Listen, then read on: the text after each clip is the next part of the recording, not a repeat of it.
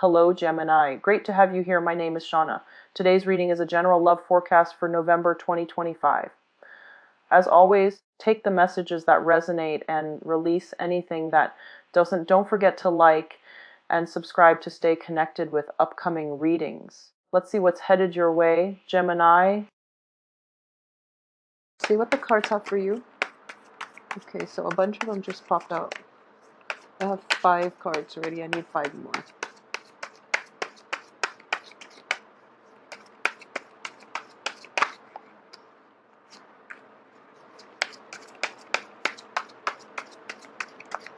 Okay, so let's see. 5 of Swords, reverse, 5 of Pentacles, upright, Knight of Swords, reverse, the 7 of Pentacles, the Knight of Wands, upright, the Devil, the King of Pentacles, the Ace of Wands. Okay, so while waiting for 2 more cards, I am just going to give you a brief overview of what I see first before the 2 other cards come out. So we have 2 fives, 5 of Swords and the 5 of Pentacles. So there is conflict. You know, 5s are indicative of a standoff, a conflict between you and another person.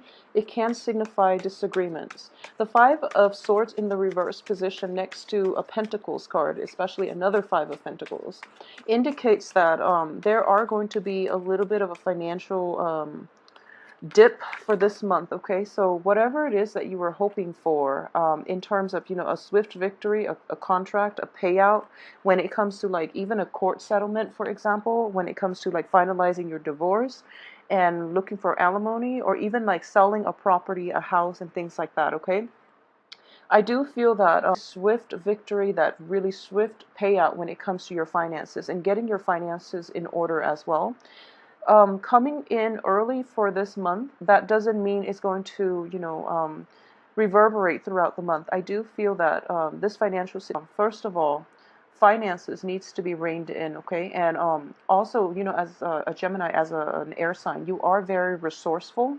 So you have more than enough at your disposal right now. And I know that, you know, in the US, it is the 4th of July type of holiday season. You might be traveling back and forth. You might be, you know, moving about to meet friends and family members and going to all these functions. So it is going to drain your financial resources, okay? So that is one way that you can mitigate the effect, just by being a little bit more, I guess, balancing the books a little bit more and setting aside and being realistic about how much you have versus how much you want to spend, okay? So there's an energy here of, you know, swift travel, swift communication, and even like a lot of opportunities for you to get out there and socialize as well. It is in the reverse position, so I do feel there is a sense of obligation associated with it, okay? So it might be family functions that you cannot miss out on, mainly because, you know, you are emotionally invested in the situation. So there could even be like marriage types of situation that or even, you know, just family gatherings in general, where you have to buy gifts, you have to buy like presents for whoever it is that is throwing the party, and you're just like, I don't really want to go because it is going to drain me. Okay, so just rest assured that your presence, honestly, I do feel that your presence is going to be more than enough to appease the other party. They invited you for you, not because of, you know, whatever tidings or whatever gifts that you're bringing.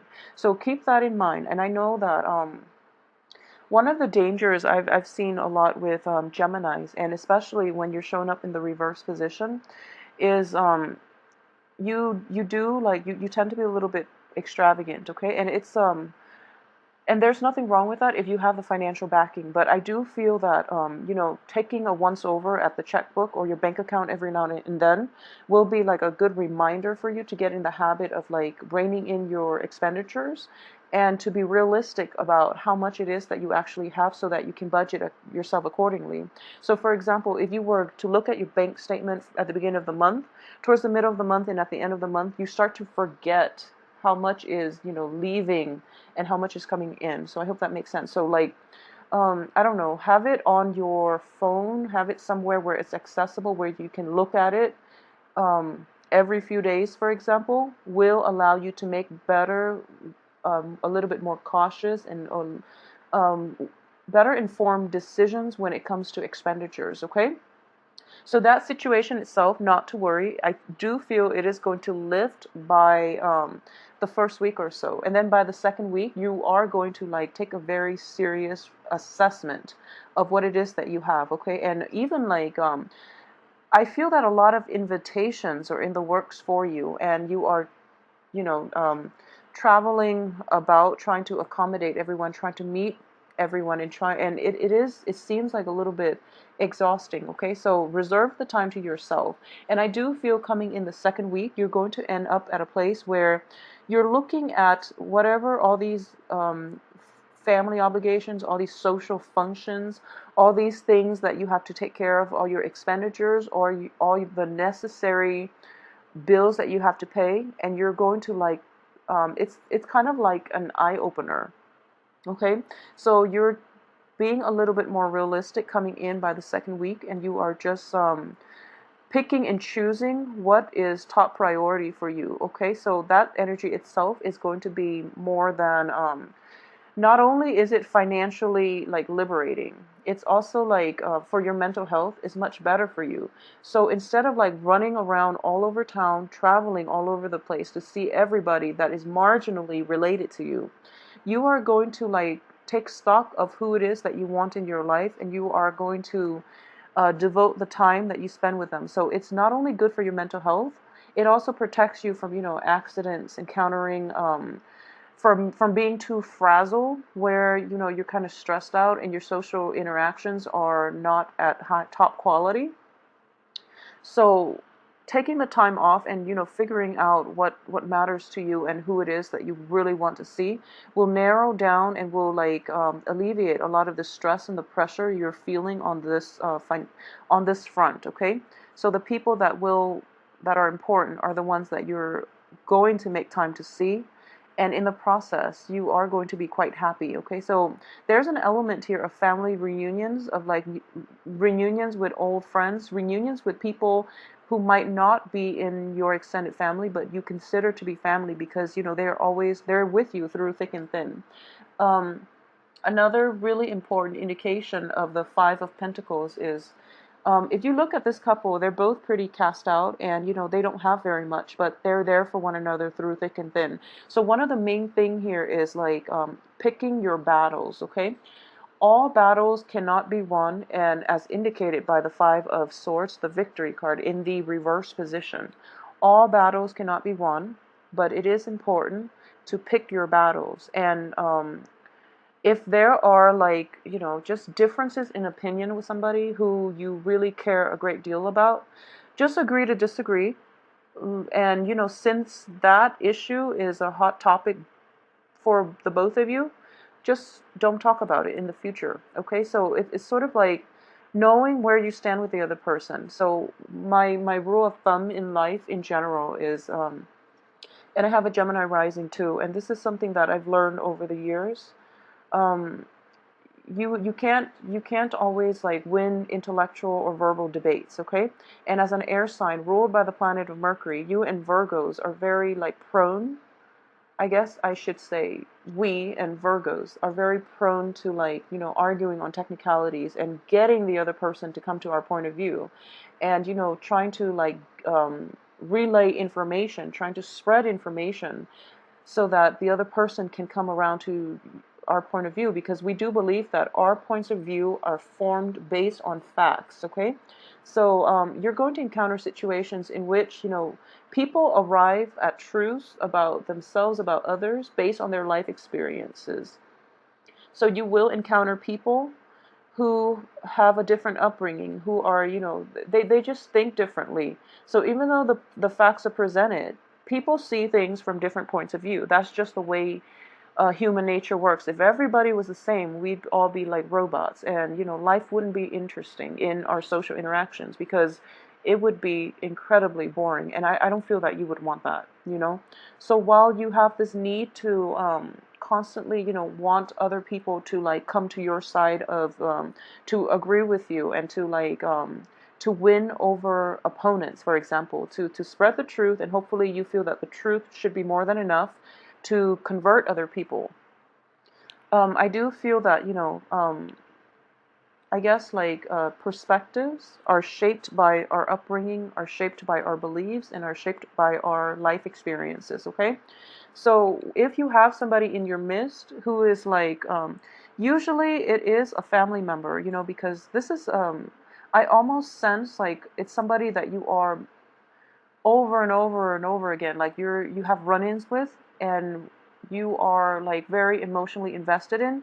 You care a great deal about this person, and the other person cares a great deal about you.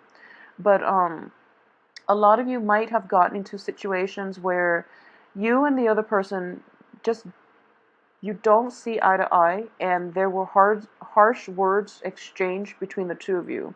So, for example, if you are a female Gemini, I do feel that you might have like left the other person behind, and you're just like, I'm done with you. You don't agree with me. We have nothing in common. I'm done with you. But the reality is that person is the only one that is going to be there for you through thick and thin. Okay, if you are a Gemini male, I do sense that you might have like had a falling out with a person that was really dear to your heart, and it's because of harsh words that were exchanged, and your pride is also affecting this relationship, in which you're not able to like give that apology. Okay, so you're hoping that, male and female, you're hoping that time will pass, and then the other person will come around. And I do sense that if there are things that you are regretful about, give the other person the apology. Okay, give the other person that sense of respect, that sense of like, okay, that sense that you're seeing the bigger picture, in that we don't always have to agree with one another. People will live their life the only way they can, and it is not our right to impose our belief system, our opinions. Even, it's not our, we are in no position to be preaching to another person. Okay?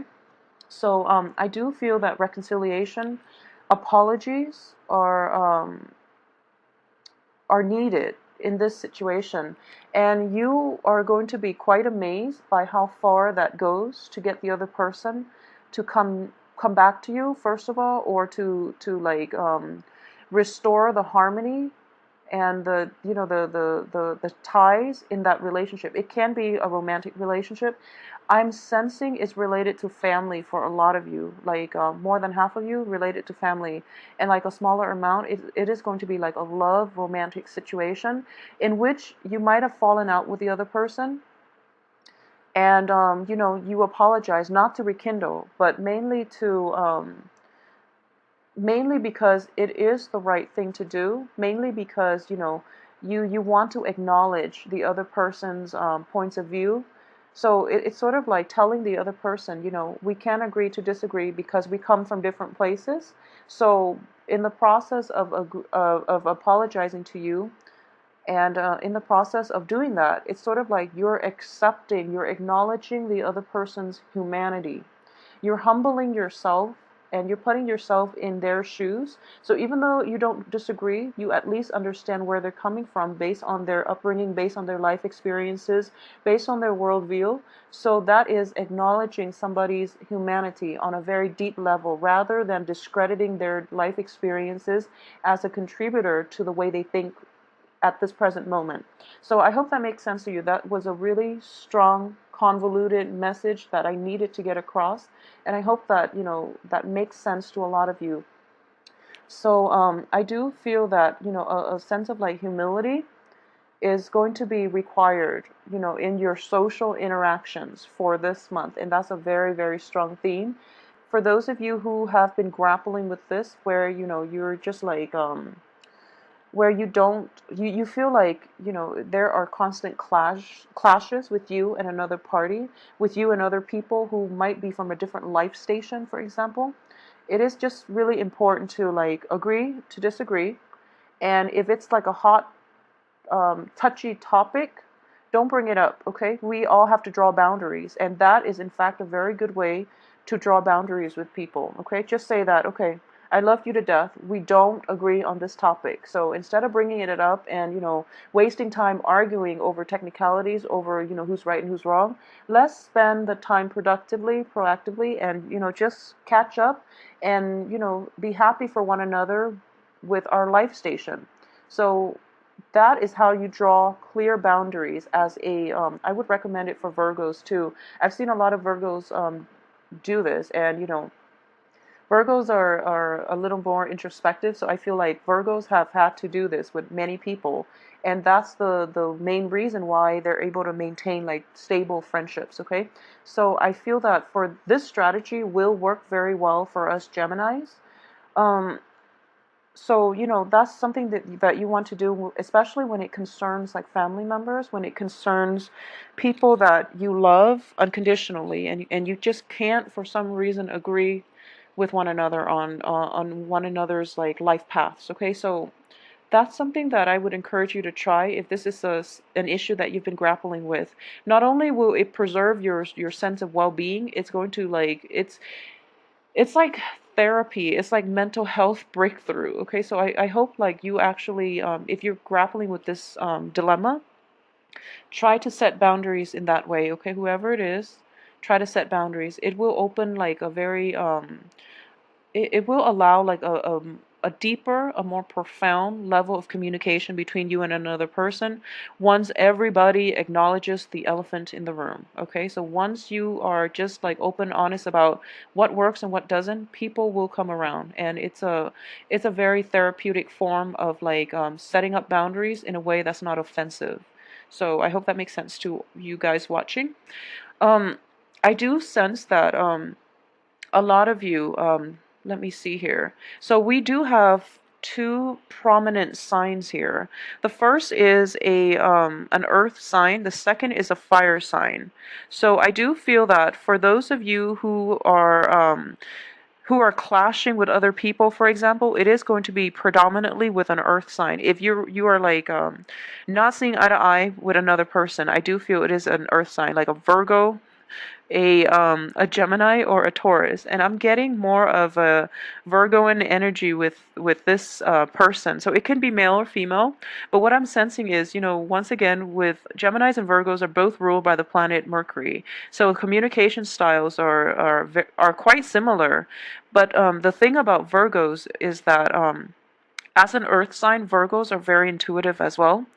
So you feel that there are gaps in their reasoning, so you tend to over-explain. So the communication already is a little bit off because of it, because of the way you process information, okay? You might communicate the same way, but the way you process, the way you make sense of the information is going to be different. So when it comes to communication with an earth sign, in general, I do feel that you're thinking that the other person is jumping to conclusions, the other person is premature, but actually they process it in a very intuitive way, and it is going to be like, I would say it is going to be a little bit faster than the way that you're arriving at information. And you're also in the reverse position, so it's like arguing over apples and oranges. You're comparing apples and oranges, so it's not going to be conducive for anything. So I do feel that this person will actually bring about a lot of great ideas. They have very profound insights. They also, for those of you who are thinking about approaching possibly like an investor, I do sense that this investor is going to be on your side, but you have to refine the way you communicate and refine the way you process the information first in order to like touch on all the bases, because it seems like the earth sign is very, very thorough. Okay, so they're very thorough, and they're very systematic. So they need somebody that doesn't jump the gun, and that does thing in an orderly way. Okay, so a little bit of like organizational skills, upgrading your organizational skills, or being a little bit more organized and less frazzled this month is going to be in order for you to somehow impress this earth sign. A lot of you might be romantically linked with an earth sign who you've had like multiple run-ins with, and you're just like, okay, maybe this is the right person for me, and then somehow I feel that there's an element of there's an element of like long distance here. So it could be him or her, like the earth sign, traveling long distance to see you. You could be traveling long distances to see this earth sign, and there's a little bit of like a rekindling, like your passion is being stirred. Okay, your ability to feel like alive and to feel carefree and to feel almost like that puppy love type of energy, that is coming in the works here. And I do sense at this point, I do feel that a lot of you in general, because of the way you've been handling your finances, you are actually very fascinated by people that handles their finances really well. And you're going to start to see that this earth sign has a lot of good qualities in a potential mate, in a friend, or even in an investor that you admire. And as a result of it, you are very, very fascinated and like taken, just like what is that word where you're just like intrigued? Yeah, you're intrigued by this earth sign because of the way they handle everyday life things, their practicality, their sense of like financial responsibility. You are just, fascinated. Okay, so I'm sensing a lot of passion associated with this card as well. So a lot of you might be like feeling very infatuated by an earth sign. Okay, and one of the reason why I mentioned that up front is because it's front and center. This is your card. I usually start out by looking at the card to see if the sign shows up. And underneath it is this earth sign. So a lot of you are going to be like, your argumentative self, I would say, is going to be like put on the back burner in this person's presence just because they're so mellow and they're so laid back and they're so accepting of other people. So in general, Capricorns, Virgos, and Taurus, um, Capricorn and Taurus are very, very accepting. Virgos love people, humanity as a whole. But like Virgos are not as accepting as like Capricorn and Taurus. Capricorn, Taurus are quite easygoing, are very like mellow, live and let live. So in this person's presence, they have like such a calming influence on you. So, like I mentioned earlier, at the beginning of the month, everything seems very busy for you. So you're feeling very, very frazzled, okay? So you're just like stressed out. There are so many things that you have to see, so many people that you have to see, so many things that you have to do, so many trips that you have to take to try to accommodate everyone and to try to meet up with everyone. So don't do that, okay? Because in the process of doing that, you might miss out on opportunities to catch up with this one person that you hold very close to your heart, okay? And then on the other end, I do feel that a lot of you might be dealing as well with a fire sign. So a fire sign, I feel like you and this person have a lot of fun together, okay? It can be in any type of an interpersonal relationship. You and the fire sign get along very, very well with one another, but there are differences in the way in lifestyle. There are differences. And I do feel that you were hoping to, fire signs are fiercely independent, okay? And stubborn as well. Okay, so one of the thing that I'm sensing here in a fire sign is an Aries, Leo, Sagittarius. They're also very live and let live, but in a different way. They're fiercely independent, so other people's actions do not really have bearing on their lives. And this person is a younger energy, so it could be somebody that is a little bit younger than yourself. It could be a child that you're dealing with. It could also be like like younger siblings, nieces, nephews. In that context, it could be someone that you were once romantically involved with, or somebody that you're in a partnership with as well. Or it could be, you are choosing between fire signs and earth signs, and for some reason, you're grappling with the choices. But one thing about this fire sign person, in whatever context you're dealing with him or her, um, this fire sign is a bit, it's a it's a handful. And what I mean by that is he or she is definitely not a bad person. They're showing up in the upright position, okay? So they're not a bad person, but the thing is that they're fiercely independent, and the more that you try to control, the more they will rebel, okay? So the swift victory here on top of this fire sign means that, it's not even a stalemate. I feel that there's a sense of defeat when it comes to dealing with this fire sign, okay?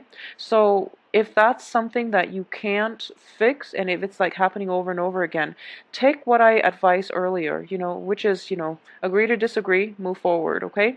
If it's in a romantic situation and you're debating between the two, I feel that you would be a little more compatible with the earth sign, okay? So, while physically it's exciting to be with the fire sign, I do feel that the earth sign, the physical attraction, the spark, the fascination, it takes time to develop, because he or she is not going to display I guess, like, they're not going to show their cards. It just takes a little bit longer to get to know this earth sign in order for you to realize, oh my gosh, this person is quite a catch. So, that's something to keep in mind, okay? And we do have these two cards that signify the same theme, which is you have there I would say, like, majority of you have a relationship where you don't see eye to eye, a very deeply rooted relationship where you can't extract yourself from one another. So it is important to distinguish between, a relationship that feeds the ego versus the relationship that feeds the soul. Okay, so what I mean by feeding the soul is that when you're in a jam and, who do you call up? Okay, the ones you call up are the one that will be there for you through thick and thin.